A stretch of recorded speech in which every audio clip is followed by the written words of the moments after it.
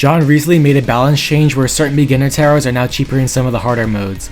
I noticed that a lot of towers were a lot cheaper in Expert and Elite, so I wanted to see how good these changes are in those modes. I first tested Shotgunner in Elite. It made sense to me since Shotgunner shreds hordes and Elite is full of dense hordes. First off, 0-2 Shotgunner can be placed as your first tower. That's a significant change, as that means Shotgunner can now one-shot the enemies on the first wave. This makes it a lot easier for new players to grind Elite. Shotgunner was already a godsend in Elite, but the fact that he's cheaper now lets me destroy Elite even harder with him. Again, he was already good, but the fact that he got buffed is kinda insane to me, because as you can see here, he just destroys all the hordes before wave 27. Like as you can see here, Shotgunner is just shredding everything.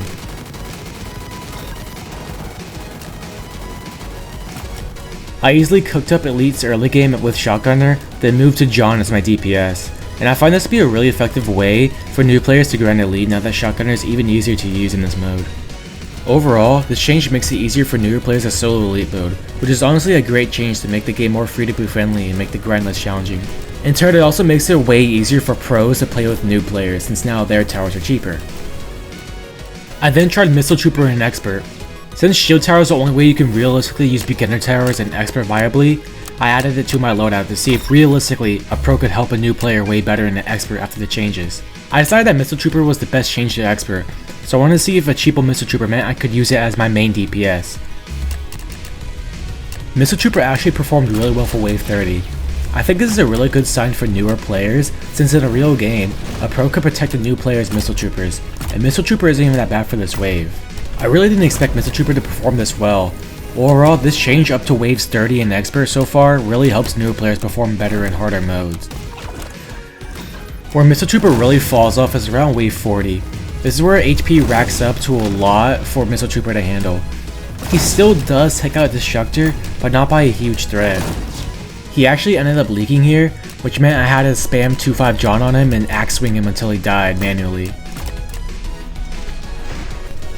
Wave 42 is where Missile Trooper really falls off, which is actually really surprising.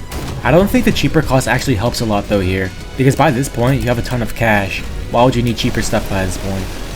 It's still surprising that MK2 Plus did get a dent to its HP by beginner tower though. Missile Trooper becomes pretty useless as soon as MK2 Plus enters rage mode.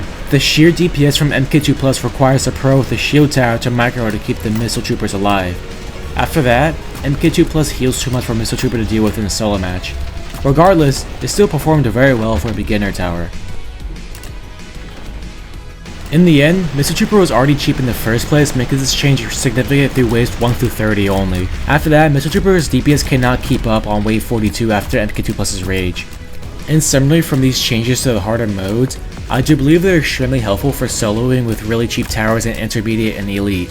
Elite gets shredded by cheap splash towers like John, Slammer, and Shotgunner. And now that Shotgunner is cheaper, soloing Elite on some of the easier maps is now a lot more simple.